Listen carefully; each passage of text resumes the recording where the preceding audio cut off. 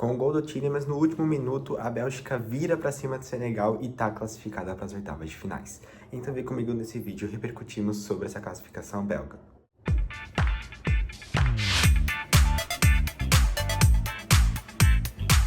Fala galera, beleza? Tudo bem? Eu sou o Gustavo, sejam bem-vindos a mais um vídeo do canal TheFoot. E hoje, aliás, antes de qualquer coisa, vamos fazer um minuto de silêncio para as pessoas que ou saíram da partida de Bélgica e Senegal, porque pensou que não ia dar em nada, ou não conseguiram assistir.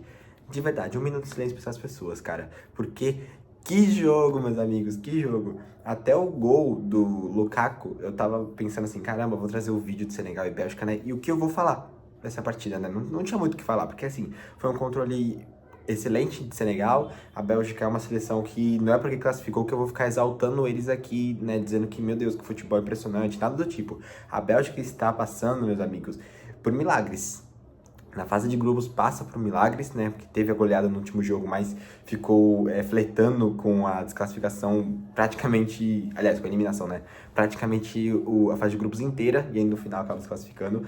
E hoje estava flertando de novo com a eliminação, mas aí passa de novo num outro milagre ali, chamado Tielemans, e querendo ou não também com uma parcela de culpa do Lukaku, certo?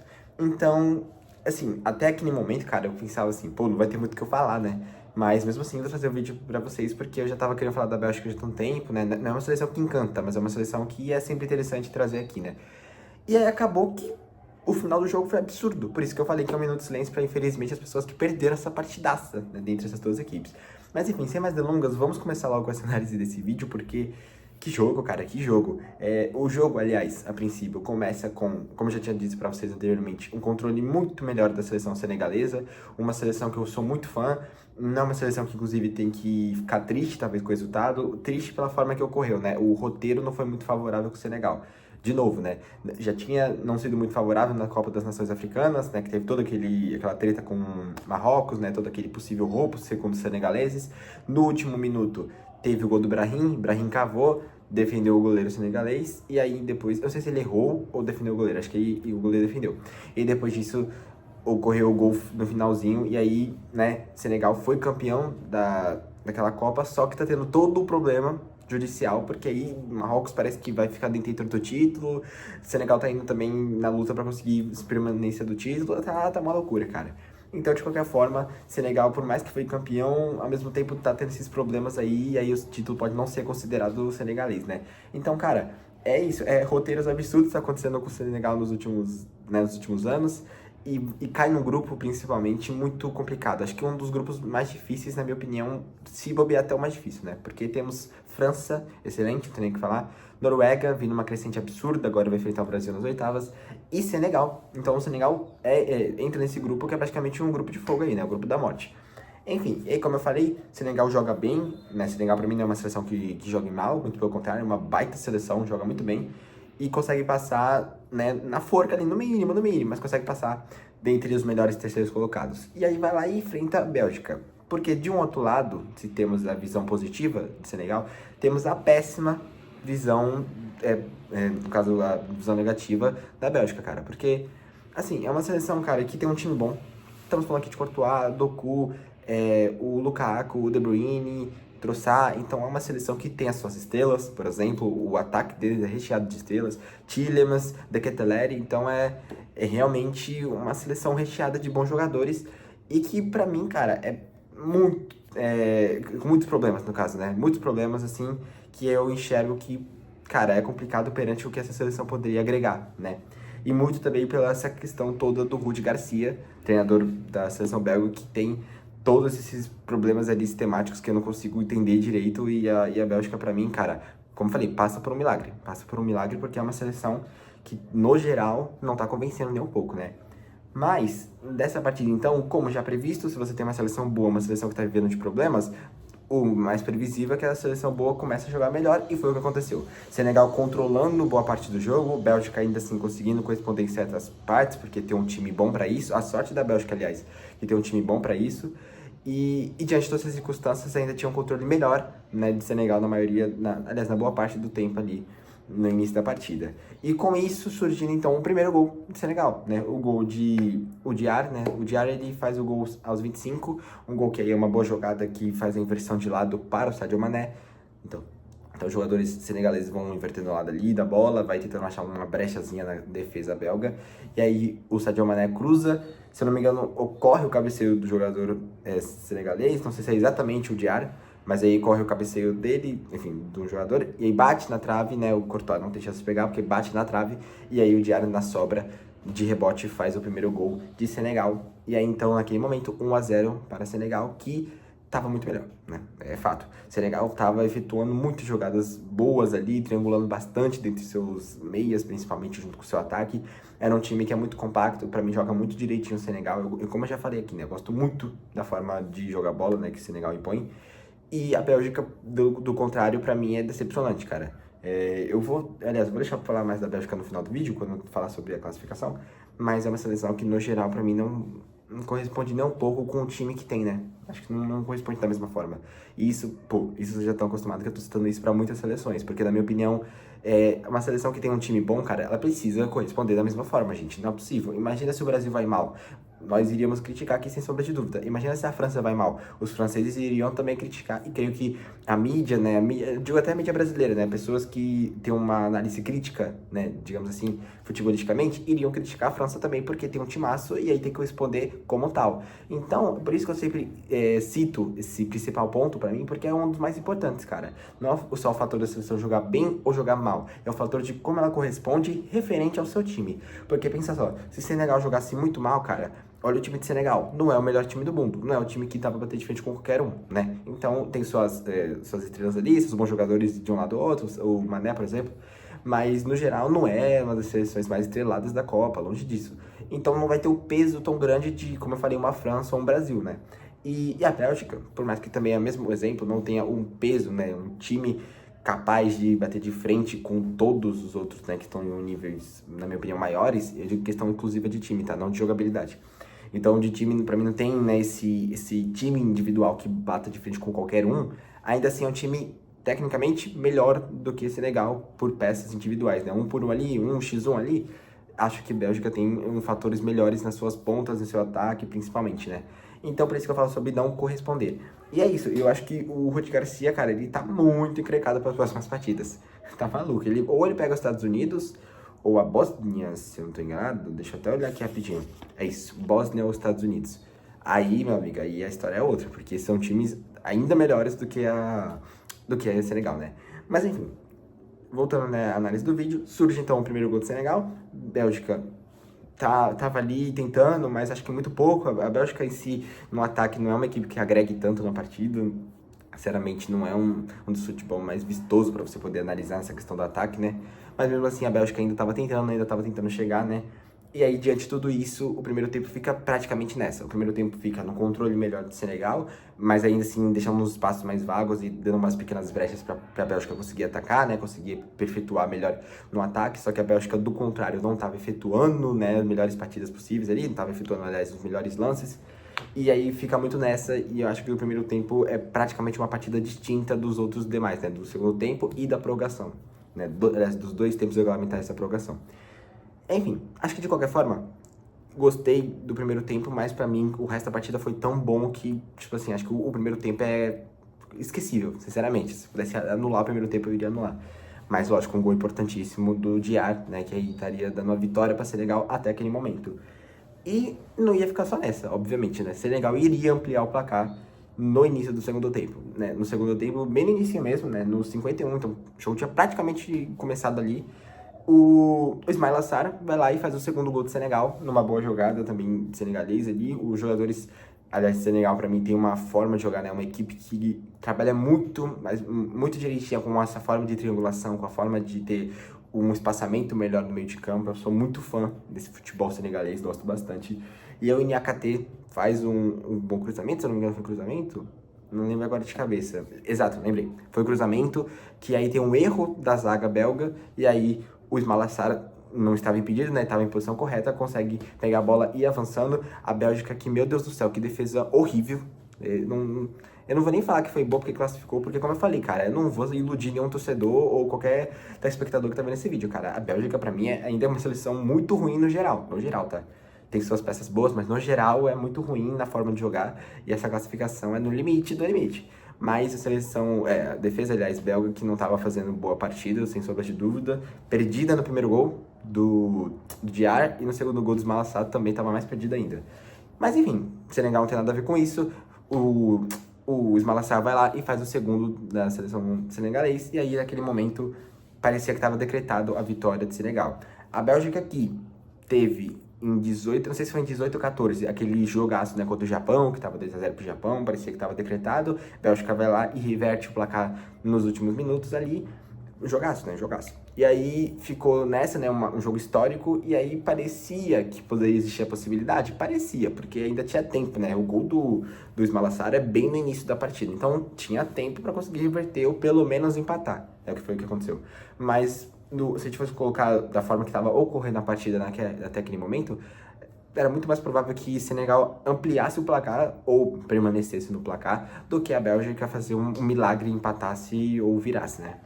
Mas, cara, futebol não é óbvio, futebol ele não é lógico, ele é extraordinário, né? Ele é imprevisível. E aí, logo no início também, o nosso queridíssimo Rudi Garcia vai para o tudo ou nada. Mas aí pensa comigo, se você está em uma guerra e você vai para o tudo ou nada, eu pelo menos, eu, Gustavo, eu não iria tirar meus melhores homens da guerra. Você iria tirar? Eu creio que não também, né? Se você tem os seus melhores homens ali que podem te ajudar na guerra ali, nos contra-ataques, você vai tirar eles? Não tem como não, cara. Mas o Rudi Garcia foi pro tudo ou nada, e aos 56 ele tira o Doku e o De Bruyne, só isso. Ele tira o Doku para entrar o Luke Bacchio e tira o De Bruyne para entrar o Nicolas Haskin. E aí é isso. Então, aos 56 minutos, ele tira as duas principais peças que, lembrando, o Doku teve toda aquela questão dele, de que ele foi, né, ficou de fora para auxiliar ali nos últimos jogos da Bélgica para poder ver o nascimento do seu filho, que para ele era um momento muito único, aí teve toda aquela questão daquela repórter, enfim, né, toda aquela treta que teve do afastamento temporário do Doku, mas depois ele voltou, né, tava de volta aqui, ele ficou, se não me engano, até no jogo passado ele já tinha voltado, mas ele ficou afastado no banco de reservas, se eu não estou enganado, e aí o Doku ele retorna como titular nessa partida, e até aquele momento, realmente, o Doku não tava afetando tanta coisa, cara. Mas o Doku é jogador que você precisa manter ele no jogo em si, né? Porque ele não é o jogador que faz, às vezes, uma partida perfeita. Às vezes sim, óbvio, né? Só ver essa temporada no City. Acho que nessa reta final que o City arrancou pra tentar buscar o título do Arsenal, acho que ele foi um dos mais importantes do City no geral, se a gente for analisar aqui. Mas o Doku, ele não é um jogador que, na maioria das vezes, faz uma partida perfeita, do início até o fim, completamente 100%, né? Com o máximo êxito. Não, ele é um jogador que em poucos momentos, ali em poucos lances, ele pode arranjar uma jogada absurda, um cruzamento perfeito, um drible que desconcerte a zaga e gere uma falta boa. É isso, é um jogador que precisa de poucos momentos, poucos lances para efetuar grandes jogadas. Então eu não tiraria o Doku, né? E muito menos o De Bruyne, porque se o Doku, como eu citei nesse exemplo, né, um jogador que precisa de poucos lances, o De Bruyne, cara, acho que dispensa comentários. O De Bruyne, a qualquer momento, acha um passe perfeito, acha um passe que é de estrela, é de craque, é de gênio, que poucos têm essa qualidade hoje em dia, né? É muito raro o De Bruyne ter esse fator dele decisivo em questão de passe. Então, é isso. São dois jogadores que eu iria permanecer no meu time, que eu sei que pode auxiliar em qualquer momento, aliás, que eu precisar. Mas não, o Rudi Garcia, ele tem uma bala, uma chance e ele vai disparar e vai, né, pro que vier. E aí ele tira os dois melhores jogadores dele, em questão técnica, obviamente, porque sim, a partida dos dois não tá muito legal, tá? Então, não tô falando que assim, pô, tirou os melhores jogadores na partida, não. Mas você tirou os melhores jogadores com maior potencial nessa partida, porque não era que a Bélgica tava dominando, muito pelo contrário, o Senegal tava dominando. Então a Bélgica em si tava, né, jogando um futebol que não era muito agradável, né? O time inteiro, aliás. Mas ele resolveu tirar os melhores jogadores que estão potencial de fazer alguma coisa. E aí, pra colocar esses dois que eu citei pra vocês. E aí, diante de tudo isso, depois de um tempinho, se não me engano, entra o Lukaku, né? O Lukaku entra e aí acabou, acabou. O Lukaku, que ele vive altos e baixos nessa seleção belga, ele foi reserva no primeiro jogo contra o Egito, entra e faz o gol contra o Egito. Você não tem nada, né? Ele fez o gol contra o Egito. E aí, enfim, continua auxiliando a seleção belga em mais uma partida ou outra nessa fase de grupos que eles disputaram. E aí depois, né, hoje nesse jogo, ele também entra como reserva e entra nos minutos finais e ele decide de novo, tá? Ele decide de novo. O Lukaku que recebe uma boa bola, vou até ver quem deu assistência, foi o Thomas Müller. O Thomas Müller dá um passe rasteiro, aliás, pra ele. Ele chuta alto, forte, praticamente sem nem ver pra onde a bola foi. Um 9 nato, né? Um camisa 9 perfeito como ele é, né? E aí faz o primeiro gol dele, primeiro gol da Bélgica, 2-1, isso nos 86 minutos. Já estávamos quase indo para a reta final da prorrogação, né? Aliás, quase se encaminhando já para o início da prorrogação. Então, aos 86, o Lukaku vai lá e faz o primeiro gol, o estádio explode, né? Os torcedores belgas ficam malucos, ficam alvoroçados, e a Bélgica começa aí sim a acordar no jogo, tá? Acho que até aquele jogo, aliás, o gol do Lukaku até aquele momento, a Bélgica tava melhorando, sim, também não dá pra dizer que não, mas ainda assim, no geral, o jogo tava um pouquinho mais pro lado do senegalês. Só que depois desse gol do Lukaku, cara, aí esquece, cara, explodiu, aí a Bélgica acordou 100% e aí ninguém parava eles, né? E aí, meus amigos, 3 minutos depois, aos 89, gol de quem? Gol de Tielemans. Tielemans esse que jogou muita bola, tá? Eu acho que o Superior Play of the Match dessa partida, pra mim, é o Tielemans. É disparado, tá? Por mais que o Lukaku fez o gol salvador, é óbvio, o Tielemans, ele jogou a partida inteira. Eu olhei aqui, eu posso estar enganado, eu posso ter visto errado, mas eu olhei aqui, eu acho que o Tielemans jogou a partida inteira, 120 minutos. E o cara me vai lá e faz 2 gols heróicos, pô. Pois é, e isso que no último lance, para encerrar a partida, na prorrogação, o Tielemans estava no ataque. Ele que sofre o pênalti. Não é isso? Ele que sofre o pênalti e ele que cobra o pênalti. Com certeza o Superior Play of the Match. Não tem como não. Mas enfim, o Tielemans aos 89, com o bom cruzamento do Trossard, ele que teve uma discussão ali, lógico, não foi uma briga, não chegou a ser uma briga, mas foi uma discussão ali, enfim, um pouquinho complicada entre ele e o Leandro Trossard, no intervalo, né, na pausa para hidratação. Mas aí depois parece que os dois se resolveram em campo, né? Ou não, parece que em campo pelo menos estavam ok os dois. E aí com o cruzamento do Leandro Trossard, jogador esse do Arsenal, né? Atual campeão da Premier League, o Tielemans vai lá e faz um gol heróico. Aí sim o estádio explode completamente, 2-2, e isso na reta final do segundo tempo, cara. A Bélgica empata, mano, num intervalo de 4 minutos, 86, 3 minutos depois, nos 89, gol do Tielemans. Cinema, cara. E aí, por isso que eu falei que 1 minuto de silêncio pra quem não viu esse jogaço, né? E, cara, é isso. Não tem nem muito o que falar do restante do segundo tempo. Continua dessa forma, a Bélgica acorda demais. E aí, diante disso, vamos para o intervalo. Aliás, vamos para a prorrogação, né? No tempo extra-regulamentar, temos ali ainda um jogo, né, com bons momentos da Bélgica, mas acho que também não foram grandes lances, né? Não teve gol anulado nem nada do tipo. Isso que estava se encaminhando para o terceiro, tá? Terceira prorrogação nessa Copa. Já tivemos Alemanha e Paraguai, Marrocos e Holanda e Bélgica e Senegal. E desses 3 que já tivemos, 2 deles até aquele momento, 2 deles tinham ido para os pênaltis. Ou seja, todos os jogos até aquele momento da Bélgica, né? Então todos os jogos anteriores desta Copa que foram para prorrogações se encerraram então nas penalidades máximas. Aí tava, aliás, se encaminhando para que esse jogo também fosse para penalidades máximas, porque, gente, é muito óbvio, se o time aguentou até a prorrogação, cara, eles estão esgotados, eles são completamente mortos, exaustos, não tem mais o que fazer ali. É segurar a bola, é dar bicão para poder isolar ali, é isso, cara. E talvez um lance milagroso, chutar e fazer o gol, beleza, né? Não pode também desistir de marcar o gol, é claro, mas se você tiver a oportunidade de pelo menos segurar o jogo ali para ir para um pênalti, eu não vejo opção melhor no momento do que fazer isso.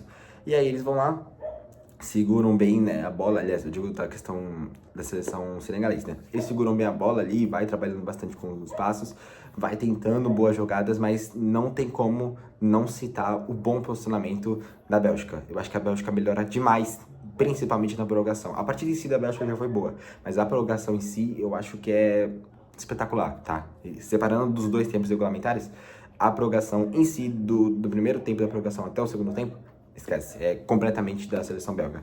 Isso resulta então com um gol no finalzinho do Tielemans de pênalti, né? Uma jogada que tem um cruzamento rasteiro, não lembro exatamente qual foi o jogador, se me perdoe, não lembro exatamente qual foi o jogador que deu essa assistência, né? Mas enfim, faz o cruzamento no alto, aliás, o Tielemans recebe a bola. Não, foi o cruzamento rasteiro mesmo, né? O Tielemans recebe a bola e aí o camisa 8 de Senegal, ele acaba tirando a bola errada, né? Porque o Tielemans ele coloca o pé na frente, pega só na perna do Tielemans. Acho que não existe dúvidas desse pênalti aqui, né? Que vocês concordem comigo. E aí então o Lukaku até recebe a bola, bate no travessão, mas antes disso teve o lance do pênalti, né? Quando eu nem lembrava, aliás, qual procedimento tinha que fazer quando é esse tipo de lance, que o jogador ainda chuta depois, né? Mas eu lembrei depois que aí tem que ver sobre lances anteriores a esse para ver se é um pênalti ou uma falta ou algo do tipo para poder ser marcado. E aí o juiz no campo permanece com o jogo seguindo, né, sem dar pênalti ou falta nenhuma, mas o VAR chama ele para ele poder verificar, ele verifica o VAR e finaliza então, né, chegando após esse... Aliás, chegando à conclusão após essa análise de que foi pênalti no Tielemans.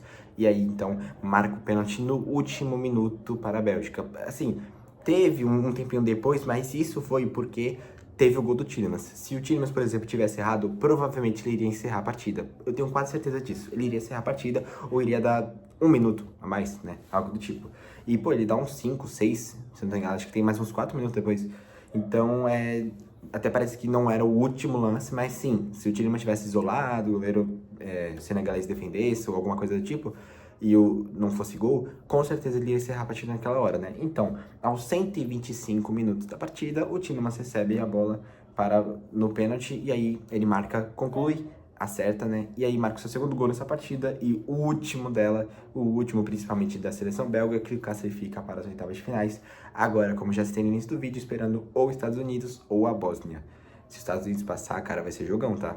Não que contra a Bósnia não seja, mas eu acho que a Bósnia não vai passar dos Estados Unidos, tá? Porque pra mim os Estados Unidos estão jogando muita bola. Então, se passar, é complicado. Vai ser jogão.